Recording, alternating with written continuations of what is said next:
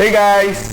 So sa video na to, gamit ko lang tong camera sa laptop kasi mabilis ang video lang to. So sa video na to, i-share ko sa inyo yung animation ko na project namin sa 21st Century Lit. May kagrupo ako doon, so mamaya sa credits, sa last part ng video, ipapakita ko yun. So hindi ako nag-flex or nagbabrag in any shape, way, or form.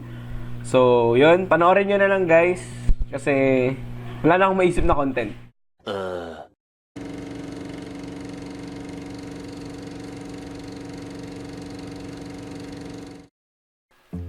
It's 1778, and the young explorer Robert Walton is stuck on a ship in the North Pole. One morning, he sees a large monstrous figure driving a sled across the ice until it disappears in the distance. A little later, he sees a normal-sized man on another dog sled, chasing the first one. He is almost dead from exhaustion and exposure, so they take him aboard. The man is Victor Frankenstein. He is a brilliant scientist obsessed with human nature and the possibility of creating life and protecting humans from death. One day, he studies how to make a new being that is stronger and healthier than the common mortal. On a rainy night November, he brings a creature to life, but he's so terrified he ran away from it.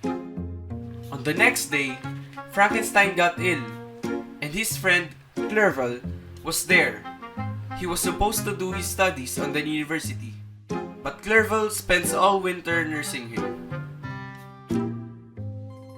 While Frankenstein was ill, the monster runs away from the laboratory.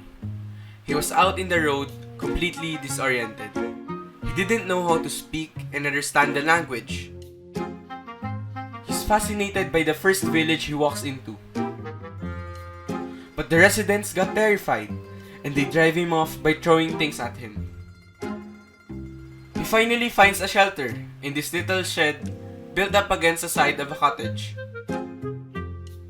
He can look through a crack and observe how people live there, but they don't know he's there.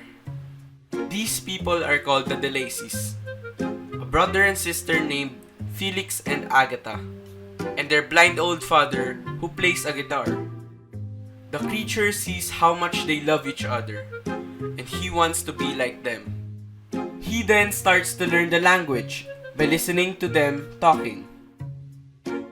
One day, an Arabian woman, Saifi, arrives. Saifi doesn't know much of European culture, so Felix teaches her from vocabulary, reading, and history, and the monster learns along with her. Suddenly, he reads Frankenstein's journal, which revealed how much he came to make the monster. The monster starts to hate Frankenstein for giving him such an awful lonely existence and abandoning him. He starts to go back to Geneva, where Frankenstein grew up, to try to find him.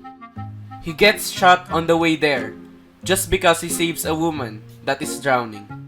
So he started running in the woods. When he gets to Geneva, he grabs this little boy, thinking that he could use the boy to learn his way around. But when the boy shouted his father's name, Daddy Frankenstein! he kills the boy to get revenge on Frankenstein. Just then, the servant Justine starts to find William. While Justine looks for William, the monster puts the locket William was carrying on Justine's pocket, knowing she'll be condemned for murder. Frankenstein gets better on the beginning of spring, but he gets a letter that his little brother, William, was murdered. Justine, a servant that everyone liked in the house, got arrested because William had been carrying a locket that was found on her, so Frankenstein heads home.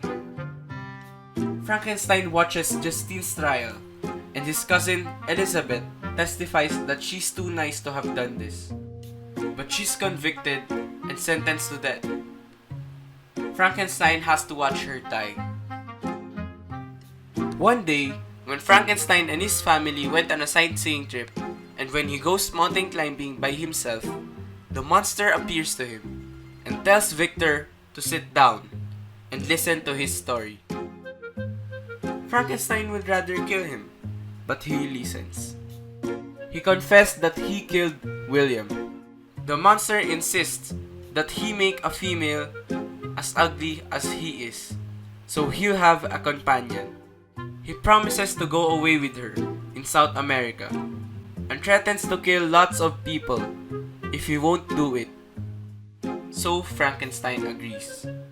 Frankenstein eventually rents a cottage on an island on Scotland to create the monster's companion.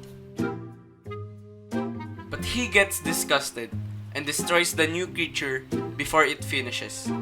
The monster comes in to find out what he's doing and is furious because Frankenstein broke his promise.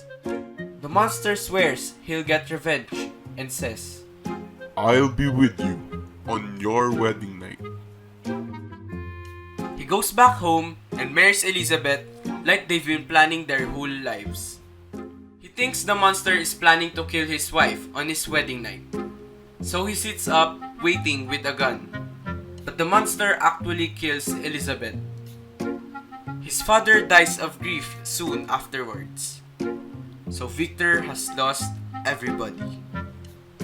He devotes his life to finding the monster and destroying it.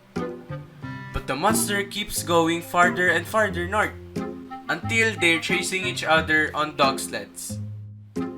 Victor collapses and Walton invites him on his ship. Then, Victor Frankenstein told his whole story to Walton and then dies. Walton then discovers the monster on the bedside of his creator and gives an astonished Walton a life lesson. I have good dispositions. My life has been hitherto harmless, and in some degree beneficial. But the fatal prejudice clouds their eyes, and they ought to see a feeling and kind friend. They behold only a detestable monster. The monster vows to kill himself in the cold Arctic by setting himself on fire. The end.